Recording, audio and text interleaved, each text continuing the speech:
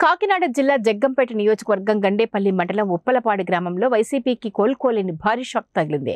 వైసీపీకి సంబంధించిన సర్పంచ్ ఆడబాల రామాంజనేయులు, ఉప సర్పంచ్ రాయుడు జ్యోతి, వార్డు మెంబర్లు ధారా వెంకటరమణ, జక్కంపూడి వెంకన్న, మేడుబోయిన అన్మాజీ, మామిడాల పెద్దకాపు, సర్పంచ్ రామాంజనేయులు, అనుచర గణం 500 మందితో రాష్ట్ర తెలుగుదేశం పార్టీ ఉపాధ్యక్షులు జ్యోతుల నెహ్రూ సమక్షంలో తెలుగుదేశం పార్టీలో చేరారు.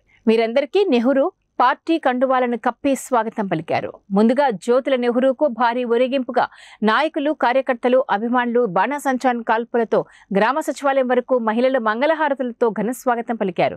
కార్యక్రమానికి కాకినాడ జిల్లా తెలుగుదేశం పార్టీ అధ్యక్షులు జ్యోతుల నవీన్ హాజరయ్యారు. ఈ సందర్భంగా ఆంజనేయులు మాట్లాడుతూ, ప్రభుత్వంలో సర్పంచ్గా పనిచేయడం కోసం బాధపడుతున్నామని, పంచాయతీ నిధులన్నీ పక్కదారి మళ్లించి సర్పంచులను ఏ పని చేయకుండా పంచాయతీరాజ్ వ్యవస్థను నాశనం చేసి ఆఖరికి సైడ్ కాలువలు మట్టి తీయలేని పరిస్థితిలోకి వచ్చామని, రేపు రాబోయే తెలుగుదేశం పార్టీలో పంచాయతీలు మళ్లీ పూర్వ వైభవం తీసుకురావాలని అన్నారు.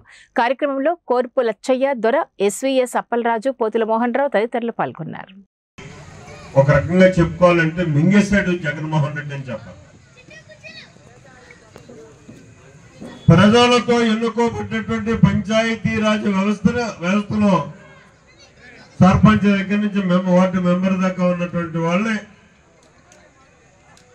ఎందుకు పనికిరాకుండా చేసినటువంటి పరిస్థితి.